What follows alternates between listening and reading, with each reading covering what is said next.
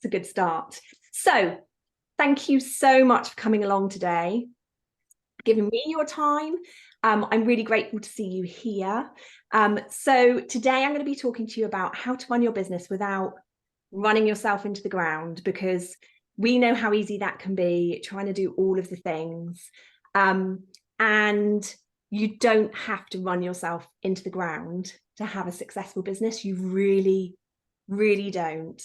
And I hear of lots of the toxic hustle culture, and that you have to do all of the things all of the time and all of the hours, and that's the only way you can be successful. And it's not true, because actually what happens is you can grind yourself into the ground, which then means you might not have a business because you wouldn't be able to run it. And so I've had quite a business journey that I'm going to talk you through today, of lots of plots, pivots, burnout, and I've gone from a place of burnout to thriving in my business, like genuinely thriving, happy, loving it, the least stressed I've ever been.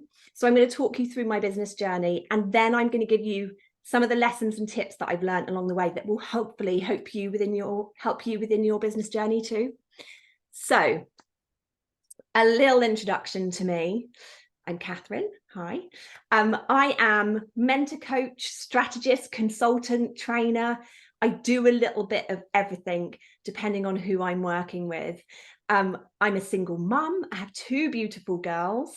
I run the Pocket Strategist, which I founded just over a year ago. And I'm certified online business manager and director of operations. I have over 20 years managing people, projects and process, and 3.5 of those strategically working with small businesses, which I'm currently still doing, and I love it. It's the best thing ever. So my vision for the business is happy, thriving business owners, because I want business owners to love what you're doing and be thriving, and not thinking running a business sucks, because it doesn't. It's the best thing. It can give you so much, and you can have such incredible impact. My mission is to strategically empower business owners to intentionally build the business and life they want, because we can all wing it and see where we land, but you may land in a place that you don't want to be. So I guide business owners to build the business and life that they want. And so why does that matter? Who cares if you wing it and, land in a place you don't want to be? The reason I care is because that has been me. I have been in a place where I have burnt out. I've been unhappy. I've hated what I've done.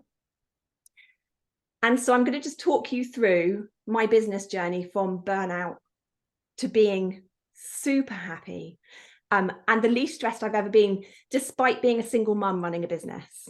So my business journey, I started out as many people within the corporate world. I climbed the greasy ladder of corporate, starting off working within recruitment, and actually as a recruitment agent, which is super stressful, full of sales. I'm really good at sales, but I didn't like that. I didn't have that true people connection element. So I shifted over to doing recruitment within corporate, and I worked for the likes of Debenhams, Screwfix, LV Insurance, worked to a senior level. I was a star performer, which was great, but I gave them my soul, and I worked every hour under the sun. And the more I gave, the more they took. The more hours I worked. I would commute an hour and a half into the office. I'd get there before anybody else, work my day, and then leave after everybody else had left, and commute home. And I just gave them every ounce. And then unfortunately, and I was working at senior level, and then unfortunately my husband and I separated when my children were small. They were 1 and 2. And I went into survival zone. I thought, right, I have to make the money that I need to do. And I moved into operational management, and I was managing big teams of coaches, trainers, team leaders. And again, I was giving my soul, and I was working all the hours, but I also had 2 small people that I was looking after, and I was commuting. And I got to a point where I burnt out spectacularly. I thought that actually I'd had a stroke, and I ended up going to hospital. And it was anxiety, and I ended up going home in the middle of the night. And I remember texting my boss and saying, I'm really sorry, I've got back really late, but I'm going to be in work a little bit late tomorrow morning. And he was like, what? You've just been in hospital. You're not coming in today. And it just showed where my brain was, in that I was just on. I couldn't stop my brain. I was constantly working. I was constantly doing things. And I couldn't switch off, and I was making really bad decisions for myself. I was thinking about everybody else. I was thinking about family. I was thinking about friends. I was thinking about work way above myself. And it led to burnout. And so I decided to take a step back from my business. Take a step back from my career and work for a small family-based company, which at the time I thought I was destroying my career, but actually it was the best thing that I ever did, because it meant that I stepped away, could breathe, could think about what's actually the most important thing within life. And at that point, it was my 2 small girls. And so I could take them to school. I walked across the road to a wine company that I was working for, a really great small business. And actually working for a small business, I realized that all of my experience from corporate, I could take into that small business, and I could have a really big impact. And what I also discovered was I needed more. I needed more for myself, and I wasn't fulfilling my own potential. And so I have a big family. I'm the youngest of 5. So I'm super competitive. And 2 of my sisters run their own businesses, and they were doing it very successfully. And I thought, right, if they're doing it and they're doing it that well, I can do it too. And actually, I can do it better. So I decided to set up my own business. I didn't know what I could do or what I could monetize, but I thought, right, I'm good at admin. I'm going to be a VA. And so I set up in March 2020 as a virtual assistant. And 3 weeks later, we went into lockdown, and my 2 girls came home and were being homeschooled. Great timing. But what it meant was I had to go all in. I had to do everything that I could to bring in business. And I did bring in business, and I built up the business very quickly. But I discovered I'm not a good virtual assistant. I can do admin, but people would come to me and say, could you do this? And I would say, well, I can, but is that the right thing for you to be doing? And that's not what they were looking for from me. And so I thought, okay, who am I? What am I? How can I use my skills better? And I discovered there's a thing called an online business manager. And so I did a certification to up level my skills. Although I did the course and I realized, actually, I already know this stuff. I'm already there, but it gave me a structure, and I became an online business manager. And I very quickly discovered I'm not a good online business manager, because again, people would come to me and ask me, okay, so could you hire a web designer? And I'd say, well, I can, but is that the right thing for you to be doing? Is that the right direction for your business? And I'd pull up to the strategy. And so I fell into another place of who am I? What am I? Still lacking confidence in this business world. So I thought, okay, I need to do another course. And so I did the course for Director of Operations, which is more strategic.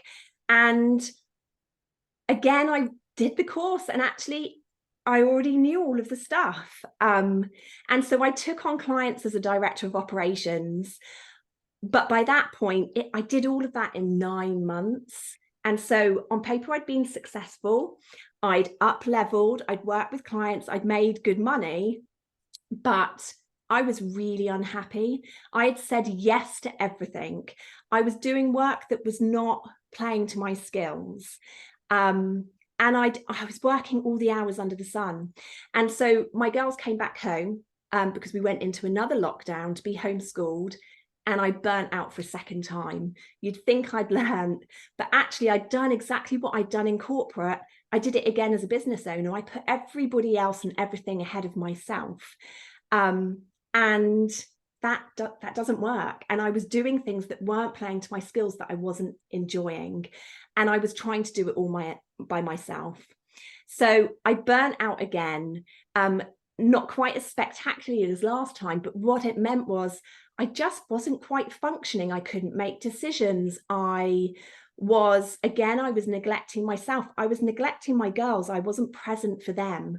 And so I did the thing that people threaten to do and never do. I closed down my business and I got a job. And on the first day of my job, I realized I'd made a massive mistake, because it was the most wonderful organization. It was a charity. It was doing great impact for the world. And I went in as a business manager, but I immediately felt trapped.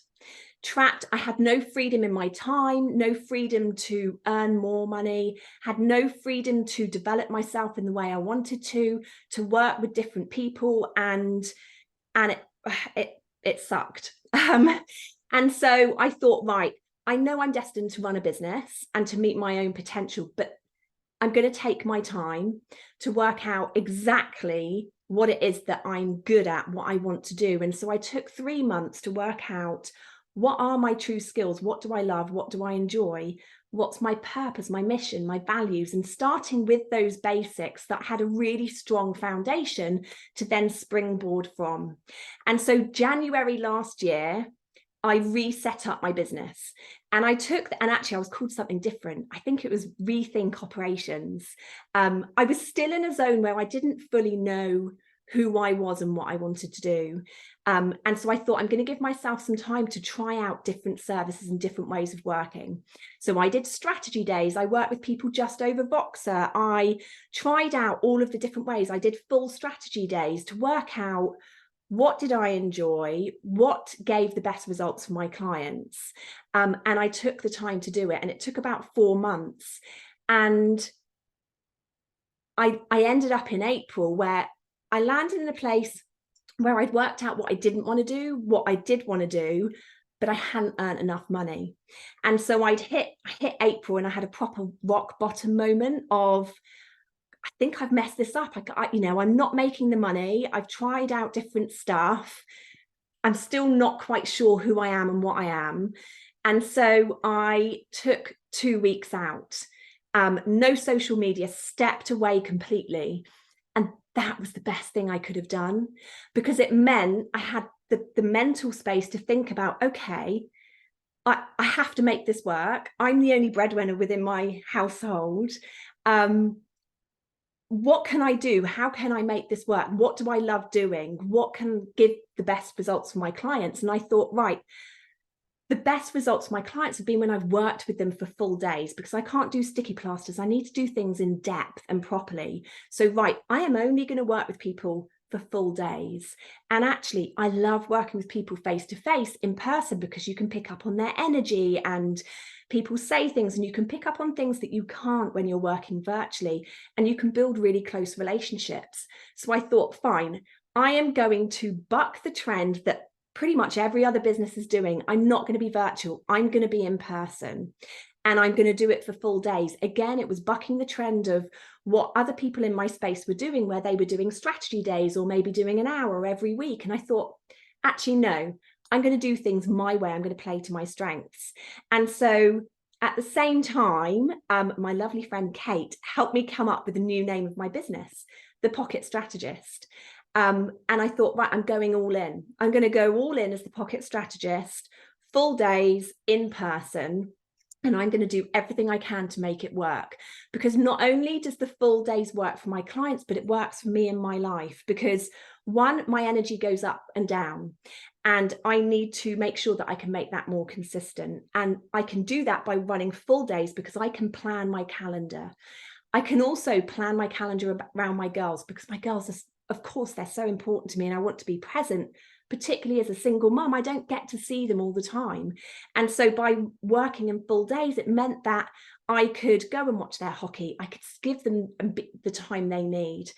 I also mapped out my super strong boundaries, because I am not going to burn out again. I am not going to burn out again. And so to do that, I have to have really super strong boundaries to make sure it doesn't happen. And I've got non-negotiables in my business. I've got ways of working that I stick to pretty rigidly, because I have to, because if I don't, I am going to burn out again. I will do the same thing again. And so I have to protect myself. So I set out as the Pocket Strategist, full day strategy days. And I can now say, just over a year later, it's been the best thing I have ever done, because I've landed in a place where I love, love, love what I do, which means I can do it sustainably. I have control over my calendar. I have the income that I need, and that's continuing to grow.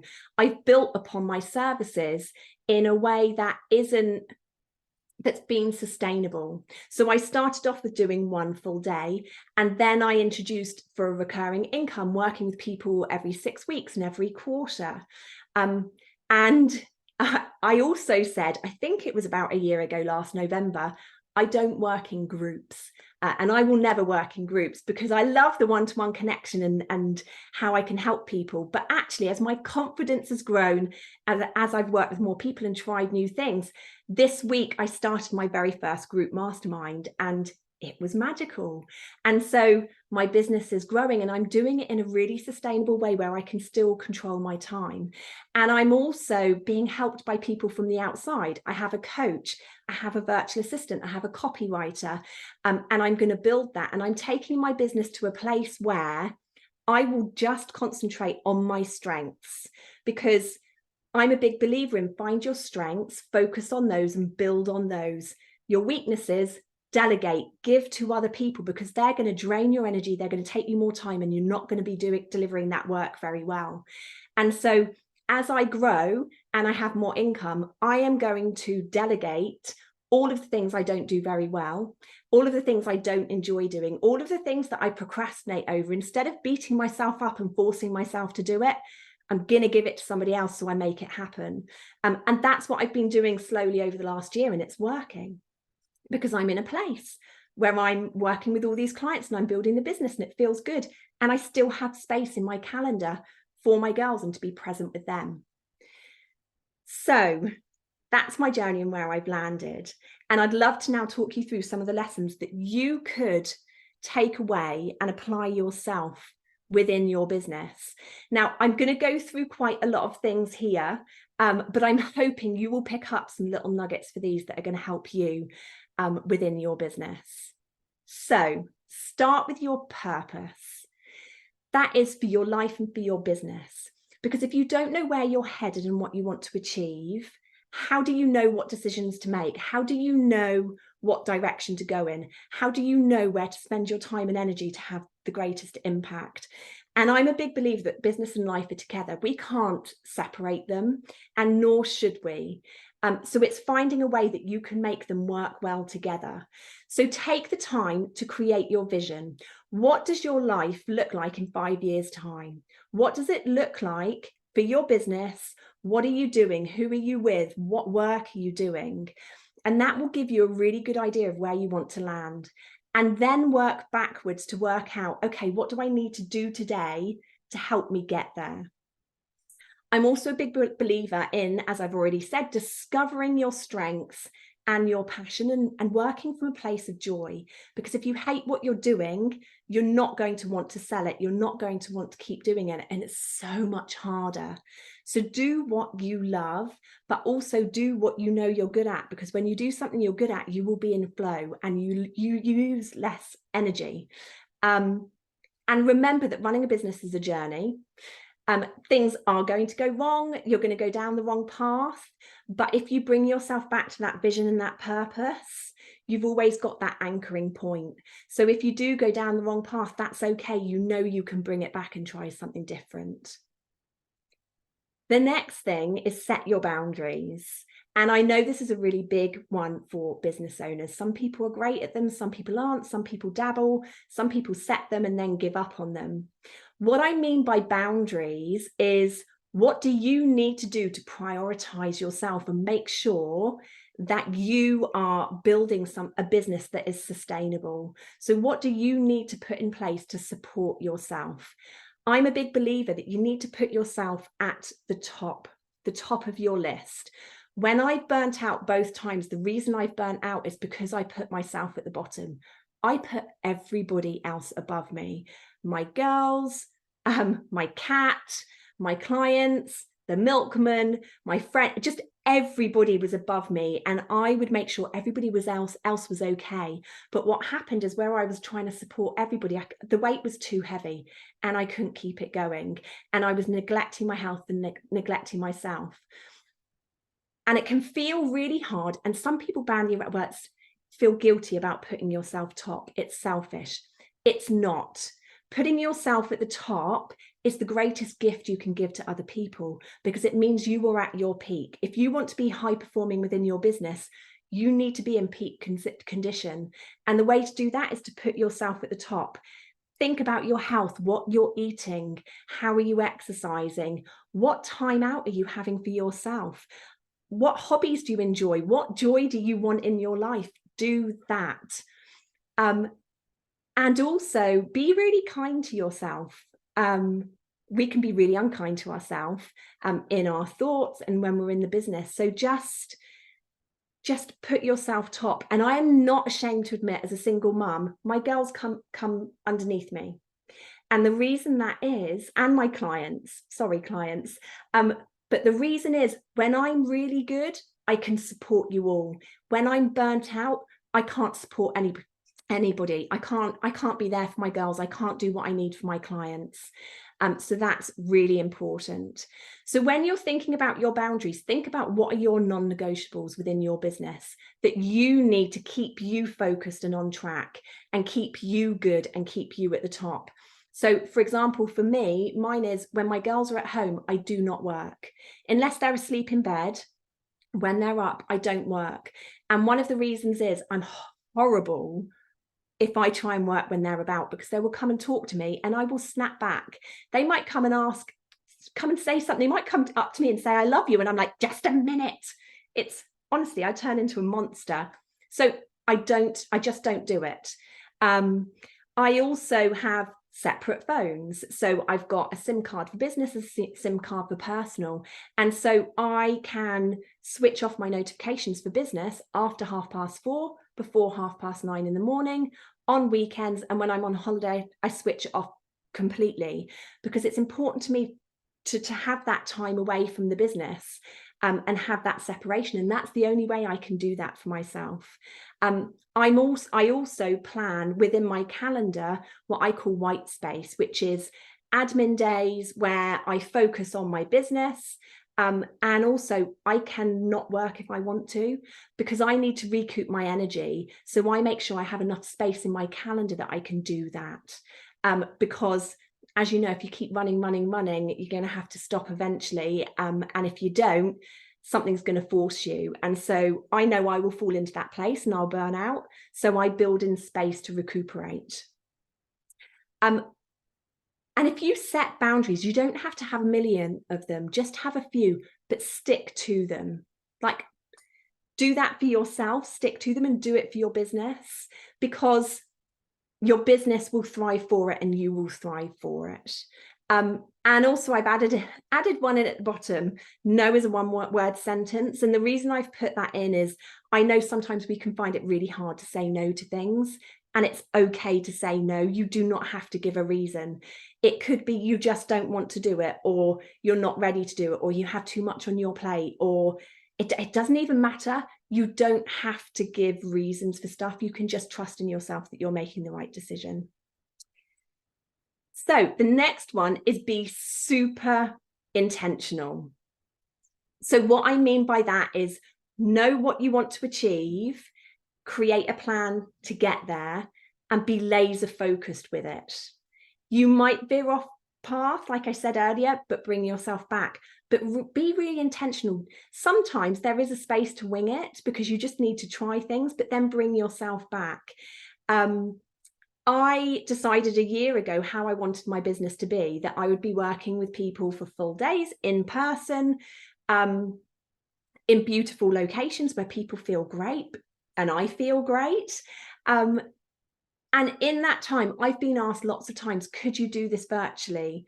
And every time I've said no, because I'm really intentional with how I want to work and how I want my business to be. And actually that's worked really well for me. It's okay. You don't have to work with everybody. You don't have to do everything. Stay in your lane. And as I've said earlier, lean into your strengths, passion, and joy. Business doesn't have to suck.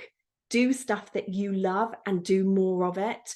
And that's what's going to build, because you will want to do more work. It's a bit like me at the moment. I'm in a real growth phase, and I just want to work with more and more people because I love helping them be happy and thrive and build the business they want. And so I'm quite happy to do this webinar, be really visible, go on podcasts, make sales, get on my stories on Instagram, because I really want to have that impact.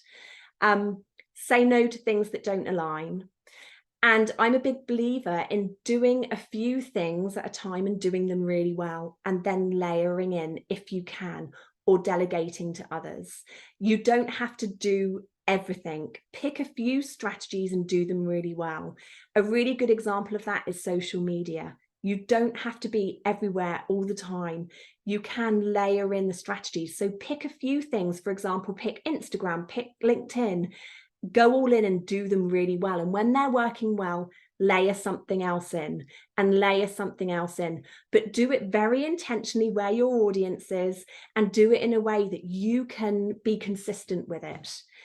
Because if you do everything, you won't do anything well. So focus in on the most important things. So regularly review where you are.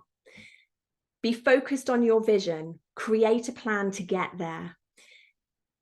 Make sure you give yourself the time to check in on that plan and what you're doing, because lots of people say, well, I created a business plan and I've never looked at it again and it's a waste of time. And why do we do that? That's not what it's about. The reason you create a plan is that you keep checking in on it, and it will give you focus and help you stay on track. And it's really important that you give yourself that time to work on your business. So make time in your diary, force your hand. It's also one of the reasons why I work with people in full days. So I can pull them away from the day to day and give them that time to focus on their business, on your strategy, on your plan, what's working, what's not working, what do you need to stop, what do you need to start, what do you need to continue. And my recommendation around that is to do it every year, create a plan, then bring it to every quarter, have a quarterly plan, then monthly, what do you need to do to achieve that quarterly plan? And then weekly, what am I doing this week to achieve my monthly plan? And it will keep you really laser focused. And what that helps you with is it helps you know what you need to prioritize and focus on those priorities. Everything else can wait.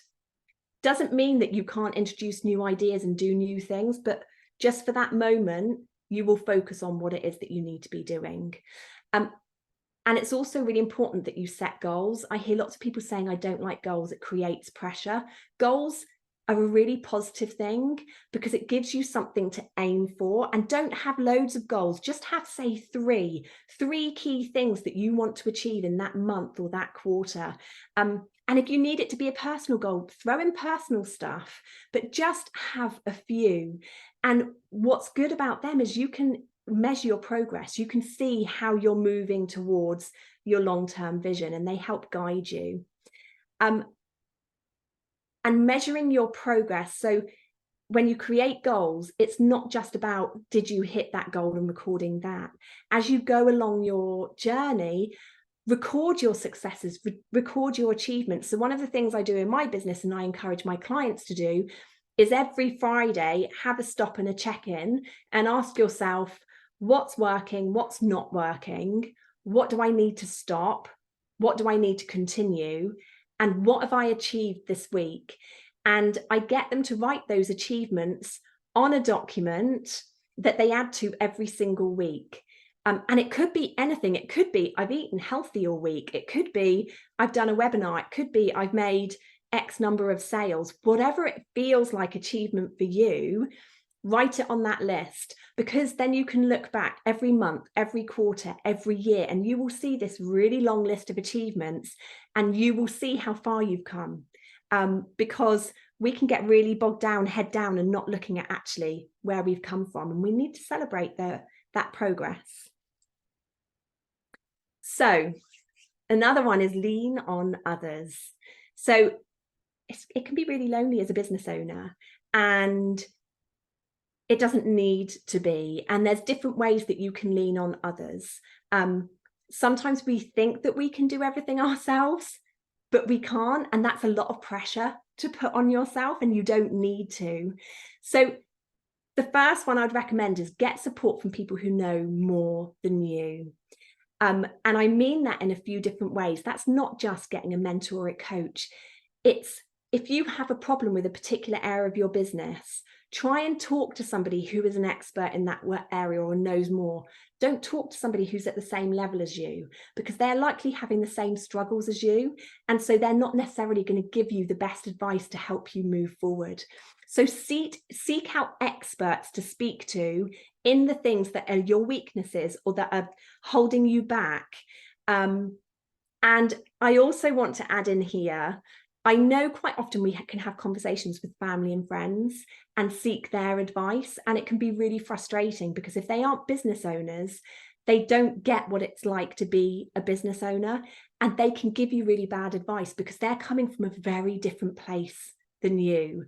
As business owners, we take risks, and quite often people who are not running a business, they don't get that, and they might want to hold you back a little bit, or they might not understand why you're making an investment in something.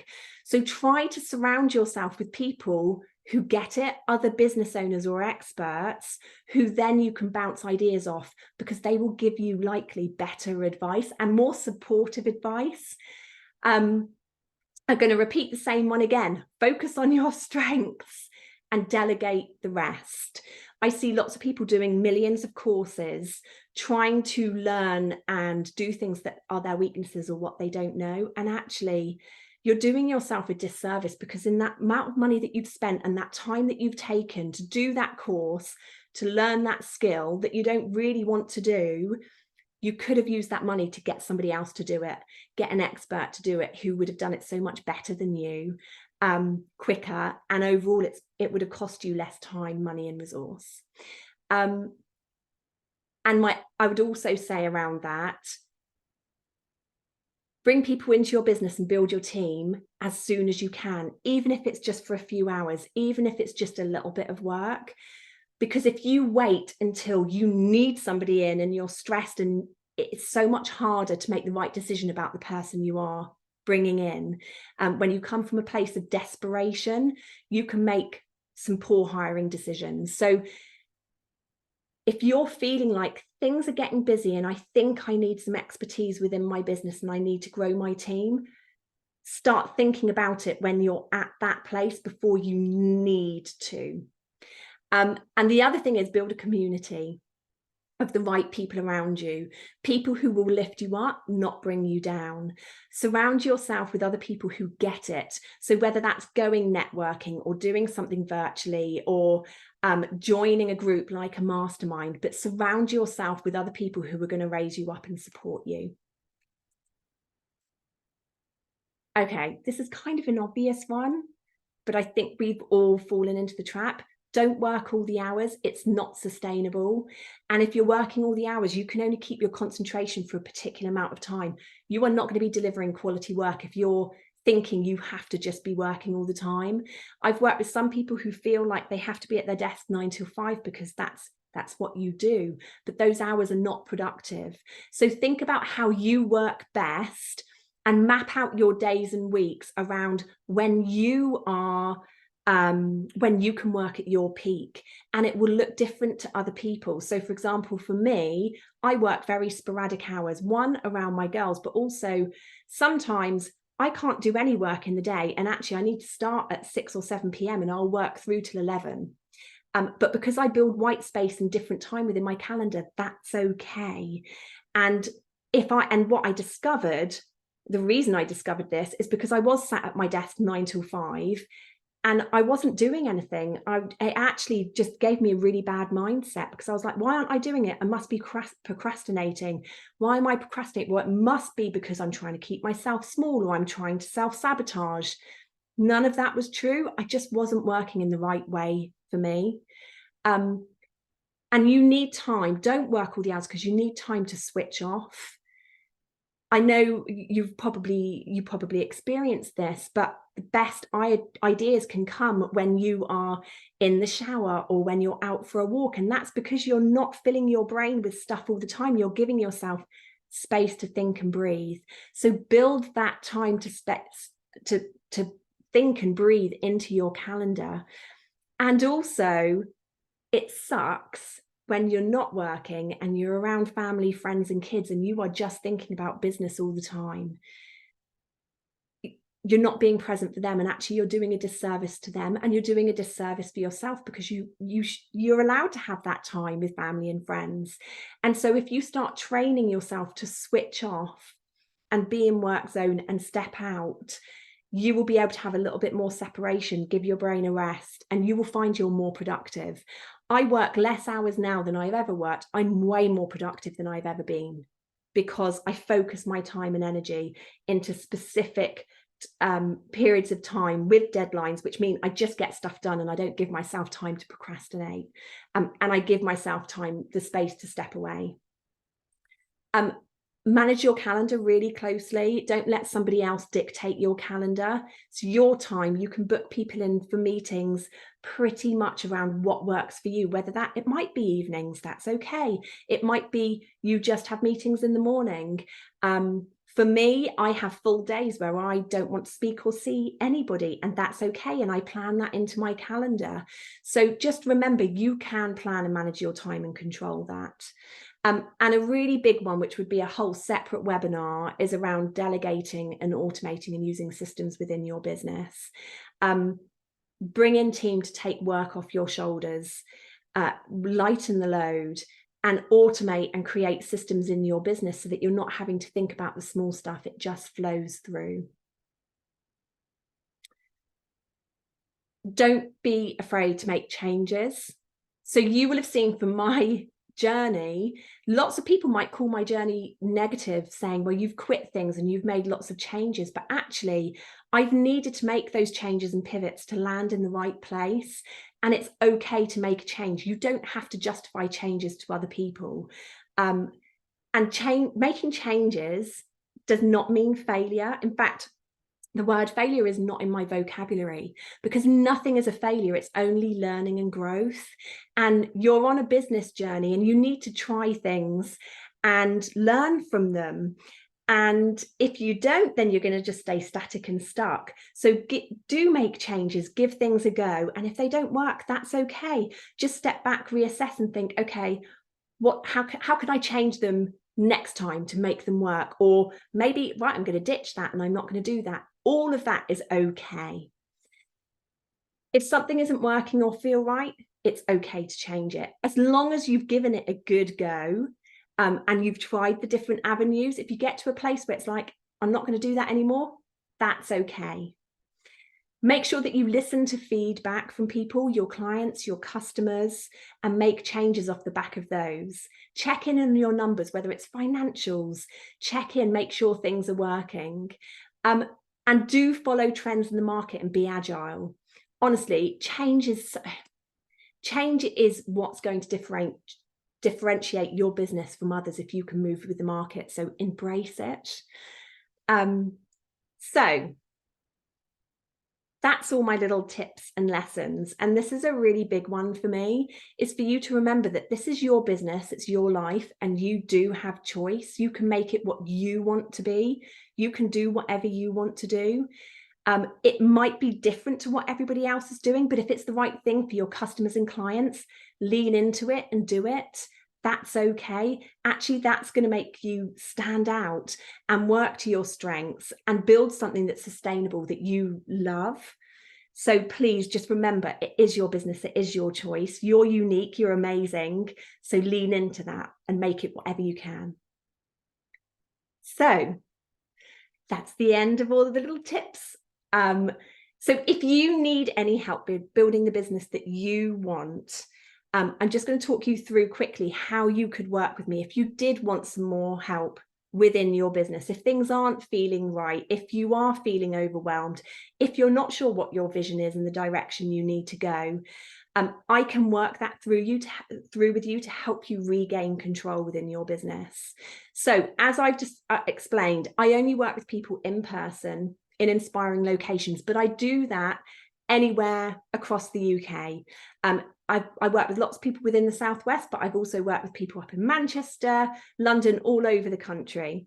And it's a full day we would spend together. So you would be fully immersed in focusing on your business, working out what's your direction, what do you want to achieve, and how you're going to get there. And we will review every single element of your business to make sure it's aligned to you achieving your vision.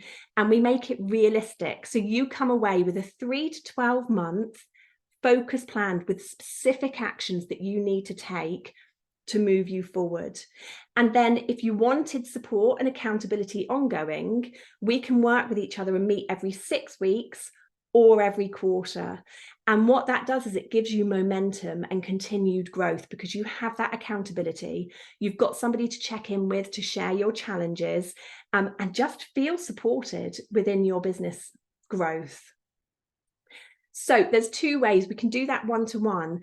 And as I said earlier, I've also got my group mastermind, which started this week, which has been amazing because it's getting together like-minded business owners to connect, to share challenges, celebrate successes. We spent the day together on Tuesday, I think it was. And the relationships that are already being built within the group are amazing. And we've got a WhatsApp group, and the wins that people are putting in the WhatsApp group already of things that they're doing that they were scared to do, that's been incredible. So I've got another mastermind starting in January, which actually I've got lots of people interested in. So if that is something you're interested in, it's better for you to send me a message sooner rather than later. And I'm likely also going to be starting one in April because I'm getting people who want to start it a little bit later coming to me. So that's the 2 ways I can support you one-to-one or in a group. So if that does interest you, or if you just want some help in your business, and just want to run some questions by me or just a little bit of advice, I'm offering a free 30-minute call for anybody. So if you did want to ask any questions, or if you wanted to work with me, it's just a chat. So feel free to book a call with me, and I would love to talk to you. And that's it.